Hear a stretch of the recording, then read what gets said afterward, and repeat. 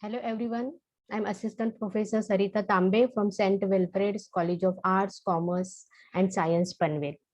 In today's video, I'm going to teach you the accounting treatment for amalgamation. In my previous video, I explained what is meant by amalgamation, absorption and external reconstruction. So in today's lecture, let's see what are the accounting provisions or accounting treatment in the books of transferor company or the vendor company. So the vendor company is dissolved on amalgamation. In the previous lecture I explained you कि in amalgamation में क्या होता है कि vendor company वो close होती है, dissolved होती है, right ना?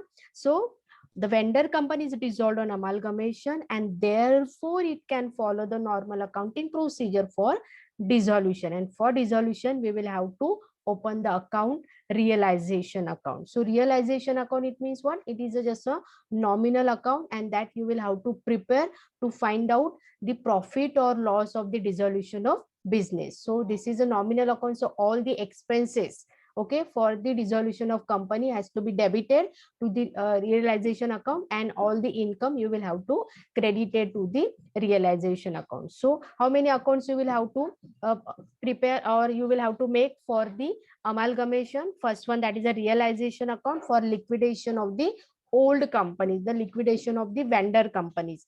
Then you will have to prepare the shareholders account, then cash and bank account if this cash is not taken over by the purchasing company, and final account is purchasing company account, मतलब जो भी purchasing company. तो इतने सारे आपको क्या करने पड़ते हैं, अकाउंट बनाने पड़ते हैं. तो let's see step by step what step you will have to take for amalgamation or for accounting of the amalgamation of the any company. So let's see step 1. So what is the step 1? Open the realization account. I told you first you will have to open the realization account, and when you open the realization account, first you will have to transfer all the assets, okay, of the vendor company to the debit side of the realization account at their book value. Okay तो आपको क्या करना है, जो भी assets है वो realisation account में आपको क्या करना है. as you know that all the assets has a debit balance, right? And after the dissolution, और आपका ये जो बिजनेस है वेंडर कंपनी का, ये क्या होने वाला है, डिसॉल्व होने वाला है. तो that's why you will have to give the credit to all the asset for making the nil. आपको ये क्या करना है, कैंसिल करना है डेबिट. तो इसके लिए आपको क्या करना है, जो भी एसेट्स है उनको क्या करना है, क्रेडिट देना है. तो first you will have to transfer all the assets to the realisation account. So कौन कौन से एसेट्स आपको ट्रांसफर करने हैं, all the fix assets, investment, current assets, loan and advances, all are you will have to transfer to the realisation account including goodwill. Goodwill भी आपको, अगर goodwill show कर रहा है ओल्ड कंपनी के बैलेंस शीट में, तो वो गुडविल भी आपको क्या करना है, ट्रांसफर करना है. नाउ यहाँ पे रुकने आपको कैश एंड बैंक. अगर कैश एंड बैंक दिया है बैलेंस शीट में, लेकिन आपको नीचे इंफॉर्मेशन दिया है कि cash and bank is taken over by the company, okay. अगर वो टेकन ओवर है तो आपको लेना है, but if cash and bank is not taken over by the company, it should not be transfer to the realisation account. So ये चीज आपको ध्यान में रखनी है. बाकी आपको कौन सी वैल्यू पे ऐसे ट्रांसफर करना है, बुक वैल्यू. जो भी बैलेंस शीट में वैल्यू गिवन है उस वैल्यू को आपको क्या करना है, ट्रांसफर करना है all the asset to the realization. How the journal entry you will have to pass, realization account debit to sundry asset. You will have to write one by one all the assets, land and building, plant and machinery, and कौन सी value आपको लेनी है यहाँ पे, book value. In spite of that आपको नीचे agreed value भी given होगी, पर जब आप ट्रांसफर करोगे रियलाइजेशन अकाउंट को, तब आपको बुक वैल्यू से क्या करना है, सारे एसेट ट्रांसफर करना है. Okay, so this part you will have to see. What is the next step, realisation account बनाना है. फिर रियलाइजेशन अकाउंट बनाने के बाद आपको जो एसेट्स है वो ट्रांसफर करना है रियलाइजेशन अकाउंट के डेबिट को. देन सेकेंड स्टेप आपको क्या करना है, transfer only those third party liabilities which are taken over by the purchasing company. जिस तरह से you have transfer all the asset for cancelling them, just like that all the third party liability जैसे कि debentures होगा या फिर sundry creditors होगा. So these are the liabilities and these liabilities has a credit balance. So you will have to give them credit to make the nil of that particular account, उस account को आपको नील करना पड़ेगा, तो उसके लिए आपको डेबिट देना है, तो वो आपको कहाँ पे ट्रांसफर करना है, it should be transfer to the realization account, the credit side. So it's just a reverse entry you will have to pass. Sundry liabilities account debit to realization account, मतलब सारे एसेट आप debit में record करोगे realisation के, and liabilities you record to the realization account. So while transferring the liabilities, you will have to keep in mind that the debentures, including debentures, are also transferred whether it has been taken by companies and not. अगर आपको liability side में कुछ ऐसे fund दिख रहे हैं जैसे कि pension fund, provident fund, superannuation fund, तो ये भी आपको क्या करने हैं, ट्रांसफर करने हैं to the realisation account. Okay, और ये भी कैसे करने हैं आपको transfer, at a book value. And how the journal entry you will have to pass, sundry liabilities account debit to realization account. Now let's move toward the step third. Make a due the purchase consideration from the company. तो यहाँ पे you will have to find out the purchase consideration. So what is mean by purchase consideration? Payment made by purchasing company to the vendor company for taking over the business of vendoring company. This is called as a purchase consideration. तो purchase consideration due की journal entry आपको पहले करनी पड़ेगी. Purchase consideration you can calculate by net payment method or net asset method. Whatever information is given in the illustration, accordingly you will have to calculate the purchase consideration. And for purchase consideration you will have to make a journal entry, purchase company account debit to realization account. तो आपको realization account में credit करना है by purchasing company, right? And purchasing company account भी आप open करोगे, वहां पे आपको debit में लिखना है to realization. So this entry you will have to pass. Now let's see the step 4.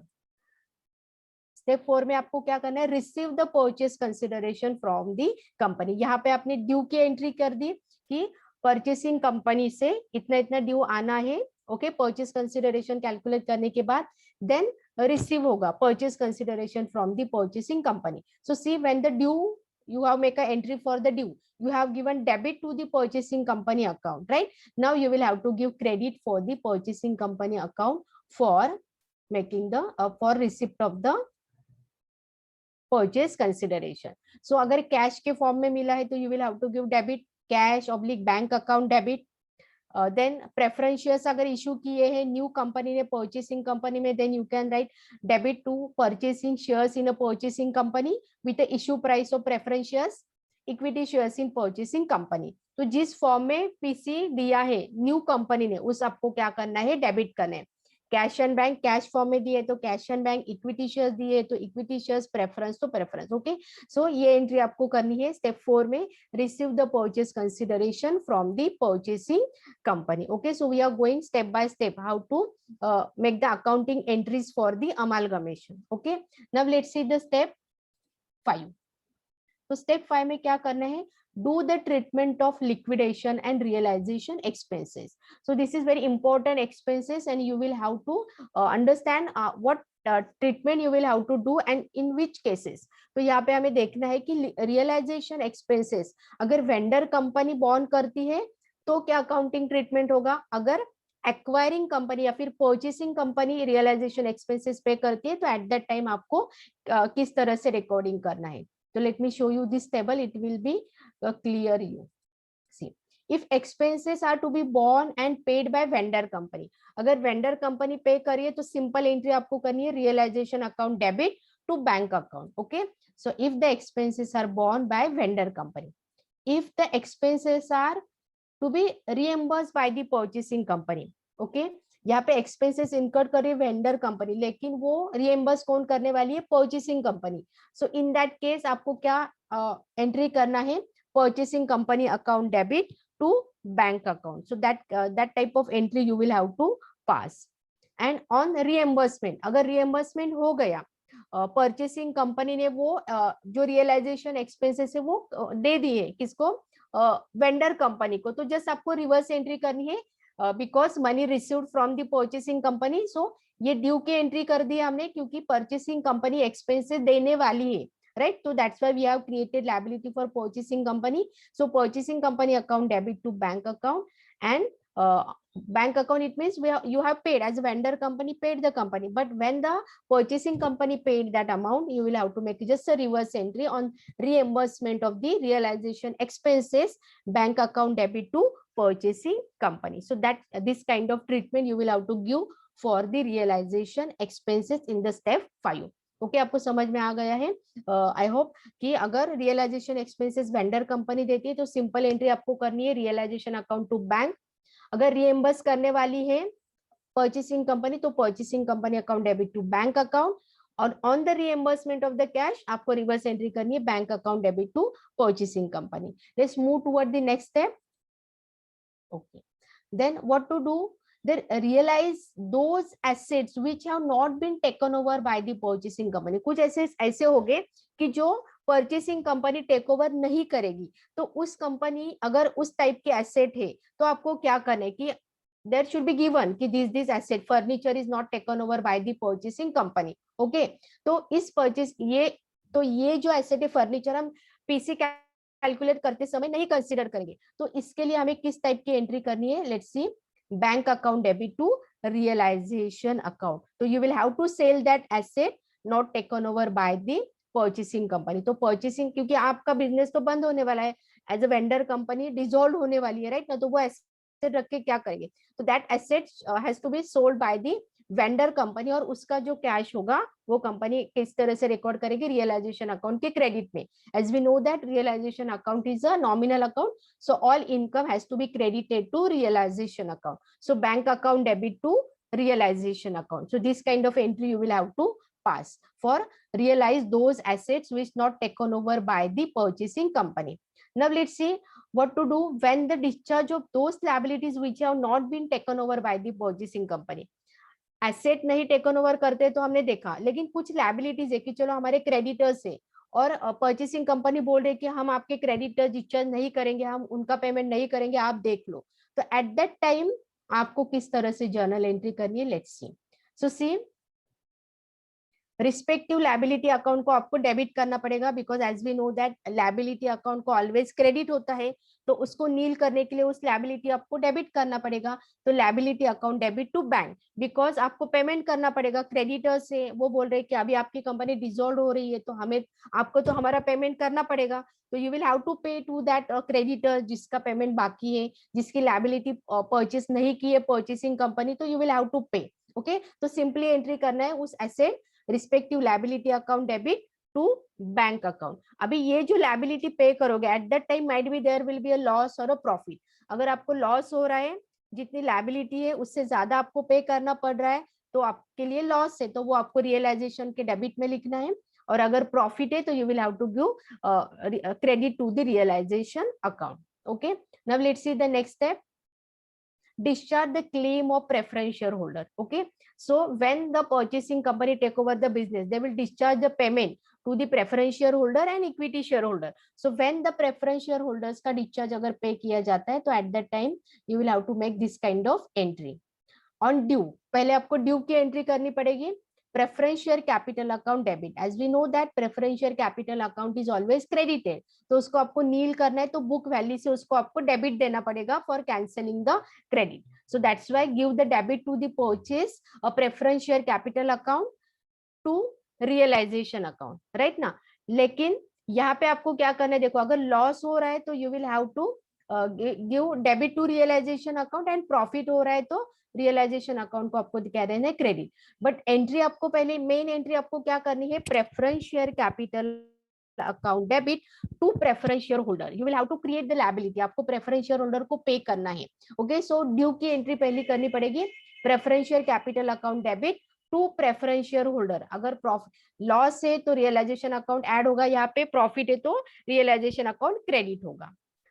Now ये हो गया on due. Now making the payment, अभी प्रेफरेंस शेयर होल्डर को क्या करना है? पे करना है. तो एंट्री क्या होगी आपकी? Preference share holder account debit. देखो इसको आपने यहाँ पे क्रेडिट दिया था जब आपने लायबिलिटी क्रिएट की थी. Now for cancelling this liability you will have to give debit to the preference share holder account.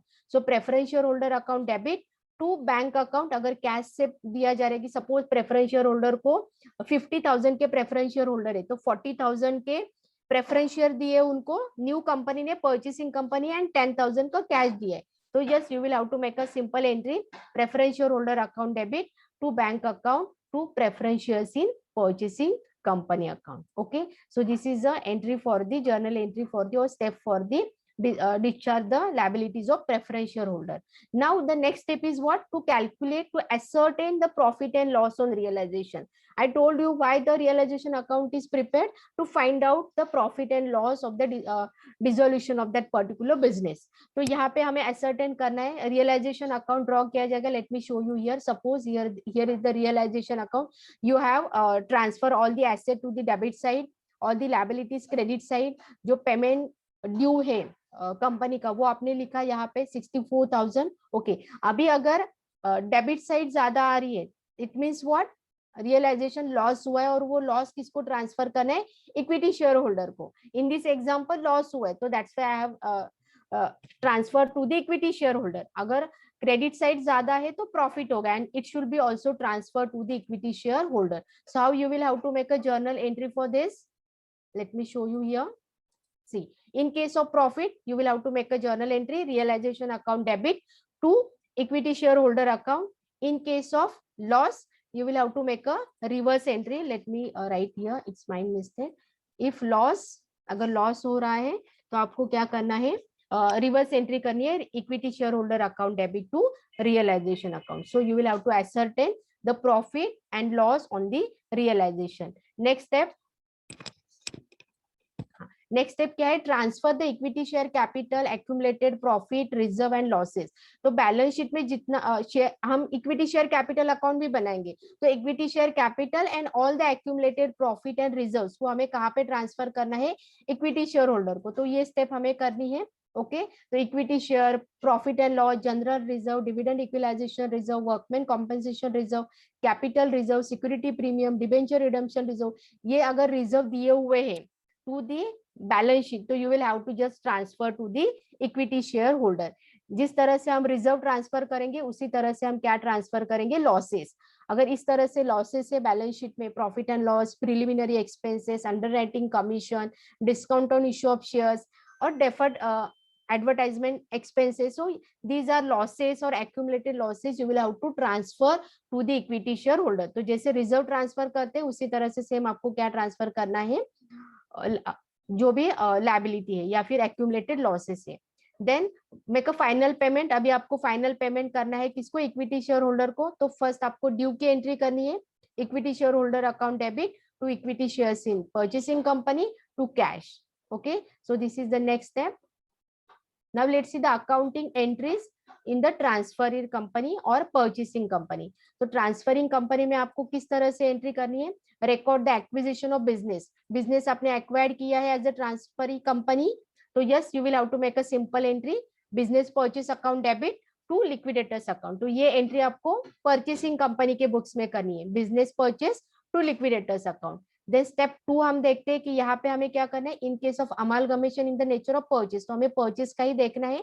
तो यहाँ पे आपको इस तरह से एंट्री करनी है, asset account debit to liabilities and business purchase consideration. Okay, और जो भी डिफरेंस है, अगर एक्सेस आता है purchase consideration over net asset, तो आपको गुडविल को डेबिट देना है. अगर एक्सेस आती है नेट एसेट, तो you will have to give credit to the capital reserve. So when you will solve the actually problem, at that time it will be very clear to you. So this is the second adjacent or journal entry you will have to pass in the books of purchasing company. Then the third step, which is the last step, if any statutory reserve, you will have to record the statutory reserve in the books of transferor company, amalgamation adjustment account debit to the statutory reserve account. When we will solve the illustration, at that time I will explain you in detail. Okay, now the last entry which is remain, that is a payment to the vendor company. तो vendor company को जो भी पे किया है उसकी आपको entry करनी है. Liquidators of vendor company account, तो वेंडर कंपनी ए होगी, बी होगी, उनको देना है.